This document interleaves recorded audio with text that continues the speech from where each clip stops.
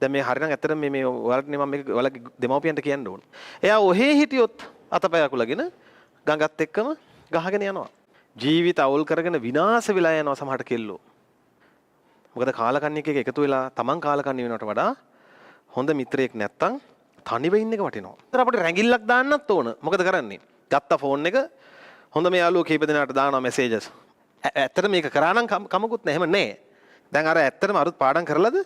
නෑ මොන පිස්සුද? උටත් නින්ද ගිහිල්ලා. අන්තිමට රංගනේ කාට කැම්පස් යන්නත් බෑ. දුකින් ඉන්න අයට යන්නත් බෑ. ඔක්කොම විනාශ වෙලා යනවා. ඔය දරුවෝ මතක තියාගන්න මේ ලෝකේ ගොඩාක් වෙලාවට දුවන්නේ මේ කුණු පැත්තට.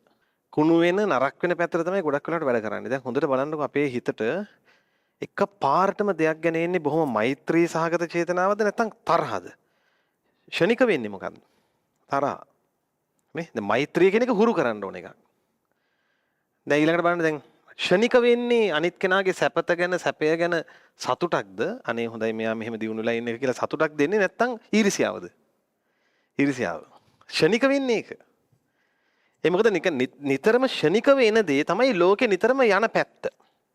තේරුණාද?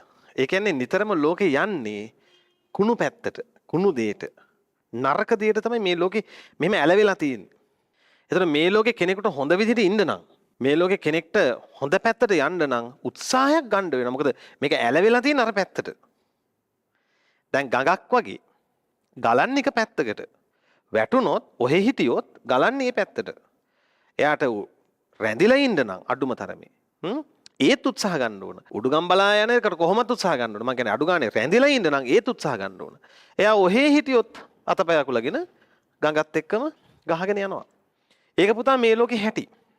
හොඳට බලන්න දැන් කුණු වෙච්ච අඹ ගෙඩියක් හොඳ අඹ ගෙඩියක් ළඟ මෙහෙම එකට ගෑවෙන්න තිබ්බොත් කුණු වෙච්ච අඹේ හොඳ අඹයක් වෙනවද නැත්නම් හොඳ අඹේ කුණු වෙනවද? අන්න ඒ වගේ. හොඳ අඹේ කුණු වෙනවා. ඒක මේ ලෝකේ හැටි. ගොඩාක් දෙමව්පියෝ අපිව හම්බෙන්න එනවා.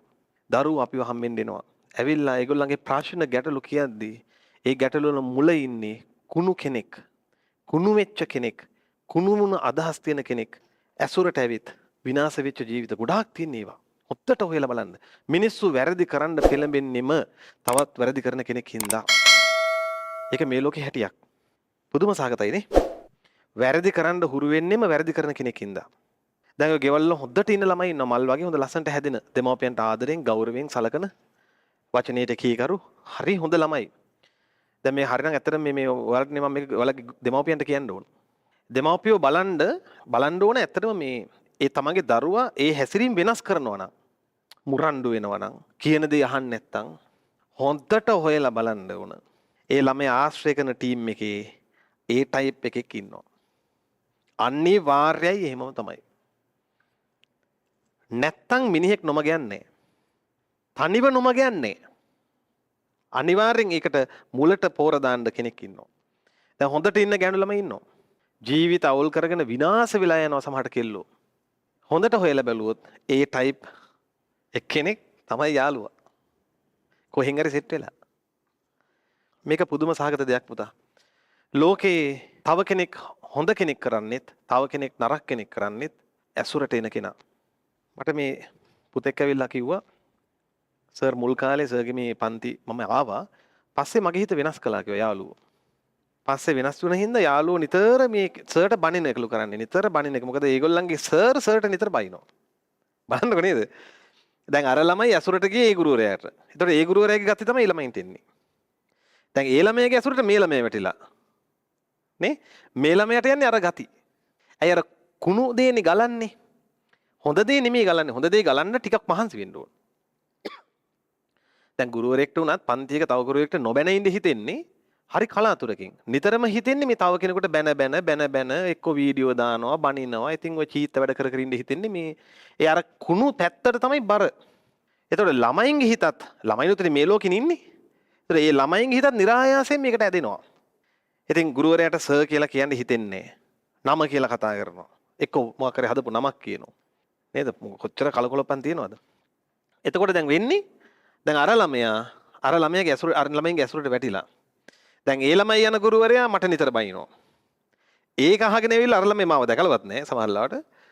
මට බනිනවා. ඒ බණින් එක මේ ළමයා නිතර නිතර අහලා මේ ළමයාගේ හිතට ඒක ගිහින්. ඉතින් ඒ ළමයා කියන ඊට පස්සේ මේ සර් මම මාසයක් විතර අර සර්ගේ පන්තිට ගියා. මගේ ඒ ඒකකේ ගණ්ඩම දෙයක් නැති වෙලා ගියා.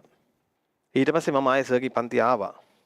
දැන් යන්තම් අමාරුවේ මම මේක ගලපගෙන ඊට පස්සේ ආයෙ මං ඉන තැනට ආවා. මගේ හිතේ පොඩි වරදකාරී හැඟීමක් තියෙනවා මං කරපු දේ ගැන. ඒකයි මම සර්ට මේ ඇවිල්ලා කිව්වා. බලන්නකො හැටිනේ. ඒ ලෝකේ ස්වභාවය පුතා. එහෙනම් ඇසුරට නිතර හොඳ කෙනෙක් ගන්න. හොඳ මිත්‍රයෙක් හොයන්න. හොඳ මිත්‍රයෙක් නැත්තම් තනිව ඉන්න එක වටිනවා. ඇත්තටම. මොකද කාලකන්ණියෙක් එක එකතු වෙලා තමන් කාලකන්ණි වෙනවට වඩා හොඳ මිත්‍රයෙක් නැත්තම් තනිව ඉන්න එක වටිනවා. ඒ නිසා හොඳ යාළුවෙක් හොයාගන්න. දැන් ඔය සමහර ඉස්කෝලවල සමහර ළමයි ඉන්නවා පුදුම විදිහට රඟනවා. අහිංසකව ඉන්න තමන්ගේ වැඩේ කරගෙන ඉන්න අය ඉන්නවා. එහෙම නෑ අරක. මොකුත් නෑ. දැන් ඔන්න රෑ 1:00ට දැන් පාඩම් කරගෙන ඉන්නවා කියන්නකො. පාඩම් කරගෙන ඉඳලා ඒ මේසෙම නිින්ද යනවා. හරිද? ඕක වෙන්නේ ඕක. පාඩම් කරගෙන ඔන්න 9:10ට ඔන්න එතනම දඩස් ගාලා මේ මේසෙම නිදි. ඉතලා ඔන්න මූට එකපාරට 1:00ට විතර හැරෙනවා රෑ. රෑ හැරුණාම දැන් පොඩි ලැජ්ජාවක් එනවා.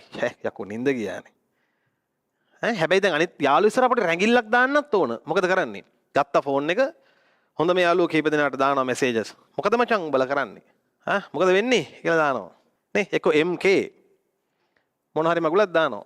දැන් අර යාළුවෝ පාන්දර නැගිටලා ෆෝන් එක ගන්නවා. ගන්නකොට මෙන්න යකෝ එකහමට මු මෙසේජ් එකක් දාලා මොකද වෙන්නේ කියලා. හිතට එනවා මොකද්ද? ඇයි නිතර හිත බර කොයි පැත්තටද? ඊර්ෂ්‍යාව පැත්තට බරයි. හිතට ඊර්ෂ්‍යාව වෙනවා සමහරවිට. ඒක සමහරට දුක එනවා. මං කරේ නෑනේ. දැන් අර ඇත්තටම අරුත් පාඩම් කරලාද? නෑ මොන පිස්සුද? උටත් නින්ද ගිහිල්ලා. දෙගොල්ලම එක බෝට්ටුවේ. හැබැයි එක රඟනවා. ඒ රඟන කෙනා හින්දා අනිත් ඔක්කොම පීඩාවෙන්. අන්තිමට රඟන එකාට කැම්පස් යන්නත් බෑ.